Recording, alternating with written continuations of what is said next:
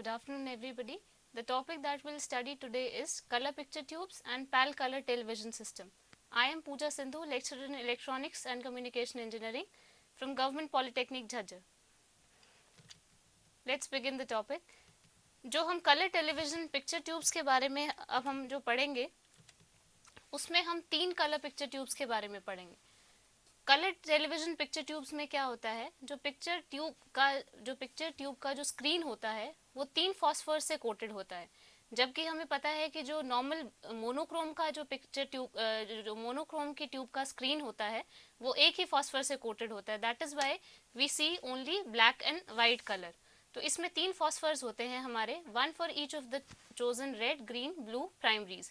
ये जो red, green और ब्लू हैं ये हमारे प्राइमरी कलर्स होते हैं. तो 3 कलर के फॉस्फोरस यूज होते हैं. Phosphors are physically separate from one another and each is energized by an electron beam of intensity proportional to respective color voltage reproduced in TV receiver. जो phosphors होते हैं ये physically separate होते हैं, एक दूसरे से अलग अलग होते हैं और हर एक को जो एक इलेक्ट्रॉन बीम से एनर्जाइज किया जाता है. जब भी इलेक्ट्रॉन बीम इस फॉस्फरस के ऊपर पड़ती है तो इनके जो एटम्स होते हैं, एटम्स के फॉस्फर जो एटम्स होते हैं उनके जो पार्टिकल्स होते हैं उनको एनर्जी मिलती है और वो एक्साइट होते हैं. जब वो डी एक्साइटेशन और कुछ short with in a short period of time, कुछ देर बाद वो डी एक्साइट होते हैं. तो जब वो डी एक्साइट होते हैं तब हमें उस कलर का, उस रिस्पेक्टिव कलर की, जैसे कि रेड इलेक्ट्रॉन, जो इलेक्ट्रॉन बीम है अगर वो रेड फॉस्फर पे पड़ती है तो हमें रेड कलर दिखाई देता है, ऐसे ही ग्रीन और ब्लू कलर्स दिखते हैं. तो जब वो डी एक्साइट होते हैं तब हमें वो विजिबल लाइट नजर आती है of intensity proportional to respective colour voltage reproduce in the TV receiver. जो भी उनकी हर एक कॉरेस्पॉन्डिंग जो रेड की, ग्रीन की और ब्लू की जो वोल्टेजेस होती हैं उसके अकॉर्डिंग हमें वो कलर्स दिखते हैं. तो ये जो फॉस्फर्स होते हैं, एक तो क्या है, ये हर एक जो पिक्चर ट्यूब्स मैन्युफैक्चरर्स हैं ये अलग अलग तरीके से इनका जो पैटर्न होता है, किस तरीके से ये अरेंज है, वो बहुत इम्पॉर्टेंट होता है. तो इसीलिए हम देखते हैं कि अलग अलग टीवी में हमें अलग अलग जो पिक्चर क्वालिटी है वो दिखती है. लेकिन क्योंकि कुछ टीवी में हमें पिक्चर क्वालिटी या सेम भी दिखाई देती है, क्योंकि हमारे कुछ ही पिक्चर ट्यूब के कुछ ही मैन्युफैक्चरर्स हैं तो जो सेम पिक्चर क्वालिटी प्रोड्यूस करते हैं. पहले क्या होता था, पुराने अर्लियर जो हमारी टीवी में पिक्चर ट्यूब्स होती थी कलर टीवी में, वो मेटल फॉस्फेट्स और कुछ सल्फेट से बनी होती थी, जिनकी क्या होती थी, डिफरेंट एफिशिएंसी होती थी. लेकिन आजकल क्या है, मॉडर्न टेलीविज़न पिक्चर ट्यूब्स में जो इनकी एफिशिएंसी होती है, जो हर एक फॉस्फरस, जो आजकल हम फॉस्फरस यूज़ कर रहे हैं टीवी स्क्रीन्स में, उनकी जो एफिशिएंसी है वो सेम होती है ताकि हमें अच्छे कलर्स और वो दिखाई देते हैं. एक और अब हम पढ़ेंगे types of colour picture tubes. जो हमने फॉस्फरस पढ़ा, आजकल हम क्या देखते हैं, स्क्रीन के पीछे हम एक फॉस्फरस के साथ साथ एल्यूमिनियम भी लगा देते हैं, जिससे हमारी फॉस्फर की लाइफ भी बढ़ जाती है और उससे हमें ब्राइटनेस भी हमारा इम्प्रूव होता है. अब हम जो कलर पिक्चर ट्यूब्स के बारे में पढ़ेंगे वो कितने तरीके के हैं और किस बेसिस पे वो हमने उनको क्लासीफाई किया हुआ है. तो based on gun configuration and the manner in which phosphors are arranged on the screen, types of color picture tubes are. अब जिस तरीके से जो इलेक्ट्रॉन गन का कॉन्फ़िगरेशन है, जिस तरीके से शेडो मास्क की इसमें प्लेसमेंट है और जिस तरीके से फॉस्फर स्क्रीन पे अरेंज होते हैं, उस 3 तरीके से हमने कलर पिक्चर ट्यूब्स को क्लासीफाई किया है. पहली है हमारी delta gun colour picture tube, दूसरी है गन्स इन लाइन और precision in line colour picture tube और तीसरी है ट्रेंट्रॉन कलर पिक्चर ट्यूब. तो सबसे पहले हम delta gun colour picture tube के बारे में पढ़ेंगे. अब ये जो डेल्टा गन पिक्चर ट्यूब है ये इसके नाम से पड़ा है. डेल्टा क्या होता है, हमारा एक ग्रीक लेटर होता है जिसको हम ट्रायंगल उससे डिनोट करते हैं. तो इसमें इस पिक्चर ट्यूब में क्या होता है, जो गन्स हैं, जो इलेक्ट्रॉन गन्स हैं, जहाँ से हमारी इलेक्ट्रॉन बीम्स निकलती हैं, वो क्या होता है, 120 डिग्री इंटरवल पे they are equally spaced with respect to each other and they are tilted inwards in relation to axis of the tube, forming an equilateral triangular configuration. जो ये इलेक्ट्रॉन गन्स हैं, 3 इलेक्ट्रॉन गन्स इसमें हमने use की हैं colour picture tubes में, जो कि पहले बताया, एक है रेड के लिए, एक है ब्लू और एक ग्रीन के लिए. तो ये जो गन्स हैं ये इक्विलेटरल ट्रायंगल के कॉर्नर्स पे प्लेस की जाती हैं और ये इनवर्ड्स टिल्टेड होती हैं ताकि वो हम जो ट्यूब के अंदर जो हम इलेक्ट्रॉन बीम्स को स्ट्राइक करते हैं, तो इसीलिए दे आर टिल्टेड इनवर्ड्स। और क्योंकि इनकी कॉन्फ़िगरेशन जो 120 उस पे है, इक्विलेटरल ट्रायंगुलर की उसमें फॉर्म कॉर्नर्स पे प्लेस किए जाते हैं, इसीलिए हम इनको ये डेल्टा फॉर्म करते हैं, इसलिए इसका नाम delta gun colour picture tube है। अब इसमें जो 3 कलर फॉस्फर डॉट्स होते हैं, they are arranged in groups called triads which are repeated. इसमें क्या होता है, कुछ फॉस्फर के जो डॉट्स हैं, जो 3 कलर फॉस्फर डॉट्स हैं, वो हम उनको हमने ग्रुप्स में अरेंज किया होता है, जिनको हम ट्रायड्स बोलते हैं, जो भी एक ट्रायंगुलर फॉर्म में अरेंज होते हैं, जो कि रिपीट किए जाते हैं। अब जैसे फॉर एग्जांपल हम 20 इंच जो कलर टीवी यूज होता है, उसमें हमारी 1 लाख जो डॉट्स हैं वो यूज की जाती हैं फॉर्मिंग 10 लाख डॉट्स जो हैं वो है हमारी 3,33,000 ट्रायड्स हमारे बनाते हैं ग्लास फेस प्लेट पे। तो इसका ये डायग्राम हम देख रहे हैं, लेफ्ट साइड पे जो है हमारा वो ट्यूब नेक दिखाया हुआ है, जिसमें हमारी इलेक्ट्रॉन गन्स की पोजीशनिंग दिखा रखी है 120 डिग्री एंगल पे। और जो ये 3 डॉट्स हैं G, B और R शो किया हुआ है, ये हमारी 3 इलेक्ट्रॉन गन्स की पोजीशन दिखाई हुई है, जो कि 120 डिग्री पे है। फिर हमने जो नेक्स्ट B जो हम देख रहे हैं, वो हमारा डॉट ट्रायड स्क्रीन है, जिसपे जो फॉस्फरस की अरेंजमेंट है वो ट्रायड के फॉर्म में दिखा रखी है, एक ट्रायंगुलर बनाया हुआ है जो डार्क किया हुआ है। नेक्स्ट हमारा शेडो मास्क दिखा रखा है, जिसमें से हमारी इलेक्ट्रॉन बीम्स पास होती हैं। और नेक्स्ट हमारा फिर डेल्टा गन ये दिखा रखी है। तो ये जो बी में हम देख रहे हैं, ये डॉट ट्रायड स्क्रीन फॉस्फरस का अरेंजमेंट, शेडो मास्क का और गन्स का अरेंजमेंट देख रहे हैं। और जो नीचे हमने देखा है, ये हमने देखा है कि कैथोड 3 ग्रिड्स हैं हमारे, cathode grid, control grid, screen grid और फोकस ग्रिड।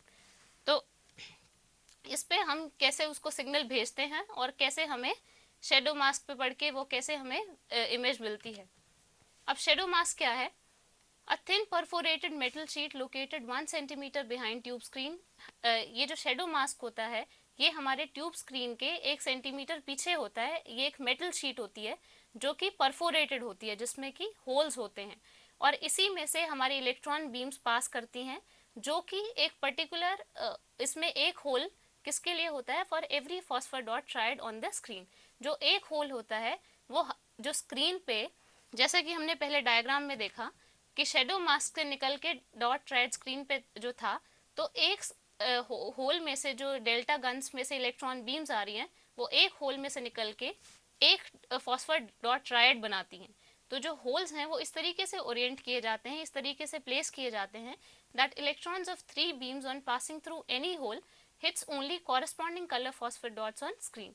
ये होल्स इस तरीके से प्लेस किए जाते हैं कि जो 3 बीम्स हैं, जो रेड, ग्रीन और ब्लू की 3 इलेक्ट्रॉन बीम्स हैं, जब वो एक होल में से पास करती हैं, तो वो उसी अपने कॉरेस्पॉन्डिंग कलर फॉस्फर डॉट्स को हिट करती हैं। जैसे कि हमारी 3 इलेक्ट्रॉन बीम्स निकली, रेड, ग्रीन और ब्लू कलर की, वो एक होल में से निकल के, और जब वो ट्रायड पे जाती हैं, तो वो अपने red electron beam red phosphor को ही स्ट्राइक करेगी, और ऐसे ही कॉरेस्पॉन्डिंग ग्रीन और ब्लू। तो जो रेशो ऑफ इलेक्ट्रॉन्स है passing through holes to those reaching shadow mask is about 20%। जो रेशो, जो इलेक्ट्रॉन्स जो हमारे होल से निकल के शेडो मास्क तक पहुंचते हैं, वो 20% ही है। जो बाकी 80% जो हमारा रिमेनिंग जो टोटल बीम एनर्जी है, वो किस में लॉस होती है? हमारी हीट लॉस के में, हीट लॉस की तरह उसमें डिसिपेट हो जाती है।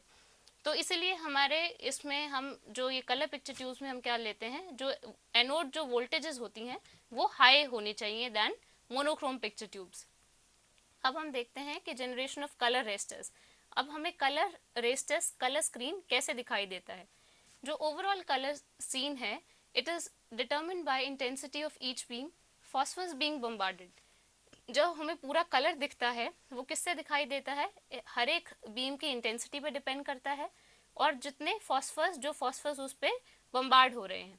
अगर फॉर एग्जांपल हमने यहाँ पे देखा कि 3 हमारी इलेक्ट्रॉन बीम्स हैं, अगर एक बीम ऑन है और 2 अदर 2 कट ऑफ हैं, इसका मतलब हमें dots of only 1 colour phosphor is excited, तो हमें उससे प्राइमरी कलर मिलता है। इसमें हमने क्या देखा कि अगर एक बीम ऑन है और 2 कट ऑफ हैं, तो इसका मतलब हमारी एक ही कलर का जो फॉस्फर है 3 में से, वो एक ही एक्साइट होगा जो कि ऑन है, तो इससे हमें प्राइमरी कलर मिलेगा। नेक्स्ट हम देखते हैं कि अगर एक बीम कट ऑफ है और बाकी 2 ऑन है, तो हमें क्या मिलेंगे? Phosphor of 2 colours excite. तो इससे क्या होगा, एक बीम के कट ऑफ होने से और दो अगर ऑन है तो दो हमारे फॉस्फरस एक्साइट होंगे और इससे हमें कॉम्प्लीमेंट्री कलर मिलेगा with the help of combination of those two primary colours. और अगर मान लो तीनों बीम्स एक्टिव हैं तो हमें लाइटर शेड्स प्रोड्यूस होती हैं।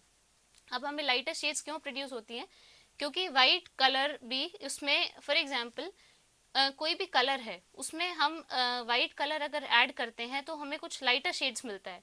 तो हर एक कॉम्बिनेशन में कुछ वाइट पोर्शन मिलता है और कुछ क्या कहते हैं कॉरेस्पॉन्डिंग उसका कलर होता है। तो that is why lighter shades are produce.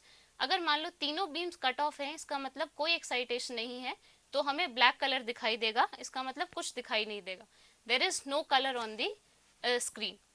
Next हम पढ़ेंगे इसमें प्राइमरी कलर सिग्नल्स के बारे में। जो डीमॉड्यूलेटर्स हैं रिसीवर में, वो क्या करते हैं, ये B-Y और R-Y, ये क्या है, कलर डिफरेंस सिग्नल्स हैं। जो रिसीवर में डीमॉड्यूलेटर्स हैं वो इनको रिकवर करते हैं। और जो G-Y कलर सिग्नल है दैट इज ऑब्टेन थ्रू एक हम मैट्रिक्स बना के और उसका कॉम्बिनेशन से हम G-Y कलर सिग्नल ऑब्टेन करते हैं। तो हम जब ये कलर सिग्नल्स ऑब्टेन करते हैं तो हमेशा हम कलर डिफरेंस सिग्नल्स ही ऑब्टेन करते हैं। और जैसे कि हमने डायग्राम में देखा था, जो हमारे तीन ग्रिड्स थे, जैसे कि हमें तीन ये कलर डिफरेंस सिग्नल्स मिले, उसको हमने तीन ग्रिड्स में भेज दिया। और जो इन्वर्टेड सिग्नल हमें -Y, इसका मतलब जो हमें ल्यूमिनेंस सिग्नल मिला, वो हमने कहाँ अप्लाई किया, it is applied at the junction of 3 cathodes, वो हमने उसमें अप्लाई किया। जो सिग्नल वोल्टेजेस हैं they subtract from each other to develop control voltages VR, VG and VB for 3 guns. अब जो कलर डिफरेंस सिग्नल्स थे वो हमने फीड किए, जो इन्वर्टेड सिग्नल ल्यूमिनेंस सिग्नल है वो हमें उसके जंक्शन पे मिल गया, और जो सिग्नल वोल्टेजेस हैं वो एक दूसरे से सब्ट्रैक्ट करके हमें फाइनली VR, VG और VB हमें मिल गए तीनों गन्स के लिए। अब हम पढ़ते हैं प्योरिटी। प्योरिटी क्या होती है कि जब हम तीनों कलर्स उसमें से बम्बार्ड हो रहे हैं और हमें जो उसका कॉम्बिनेशन से जो एक कलर मिल रहा है उसको हम प्योरिटी कहते हैं। Each beam should land at the centre of corresponding phosphor dot irrespective of location of beams on raster. अब हर एक जो बीम है, प्योरिटी कलर प्योरिटी ऑब्टेन करने के लिए हमें क्या चाहिए कि हर एक इलेक्ट्रॉन बीम से, जो हर एक इलेक्ट्रॉन बीम है वो अपने फॉस्फर डॉट के, जैसे रेड जो इलेक्ट्रॉन बीम है वो कॉरेस्पॉन्डिंग फॉस्फर डॉट मतलब अपने रेड फॉस्फर डॉट के सेंटर पे ही स्ट्राइक करे, irrespective of location of beams on raster. चाहे वो कहीं से भी आ रही है लेकिन वो इस तरीके से डिफ्लेक्ट होके उस पर स्ट्राइक करे कि वो उसके सेंटर पे ही पड़े, तभी हमें एक प्योरिटी ऑफ कलर मिलेगा। प्योरिटी जो इसके लिए हमें क्या होते हैं, प्योरिटी मैग्नेट लगाते हैं। It aligns colour beam precisely and can also be deflected up, down, right, left and diagonally. तो ये जो हम प्योरिटी ऑब्टेन करते हैं ये हम प्योरिटी मैग्नेट की हेल्प से भी करते हैं।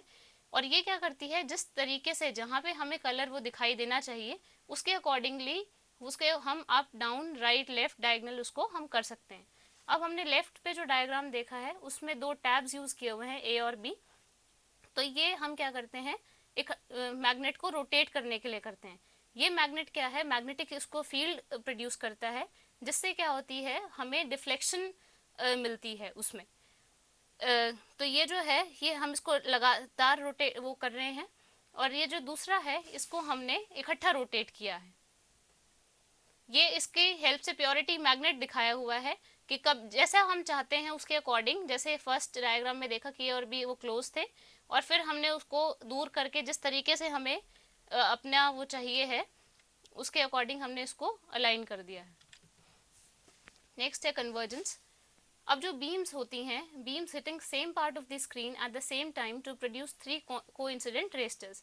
ये जो बीम्स होती हैं ये जब स्क्रीन पे इकट्ठी एक टाइम पे पड़ती हैं तो ये क्या करती हैं, 3 कोइंसिडेंट रेस्टर फॉर्म करती हैं, 3 इकट्ठे वो करती हैं। तो इसमें क्या होता है, कुछ एरर्स हमारे आ सकते हैं उस ऐसा करते वक्त। तो एरर्स किस वजह से होते हैं, क्योंकि हमारा जो ऑप्टिमम जो डिस्ट्रीब्यूशन होना चाहिए पूरे फील्ड में वो नहीं हो पाता।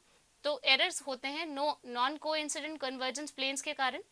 अगर हमारा कन्वर्जेंस जो प्लेन है वो नॉन कोइंसिडेंट हो, non uniformity of deflection field, अगर जिसमें डिफ्लेक्शन फील्ड में जो है वो नॉन यूनिफॉर्म हो, जो कि सबसे मोस्ट कॉमनली यही एरर इसके कारण ही होता है, डिफ्लेक्शन फील्ड्स के कारण ही।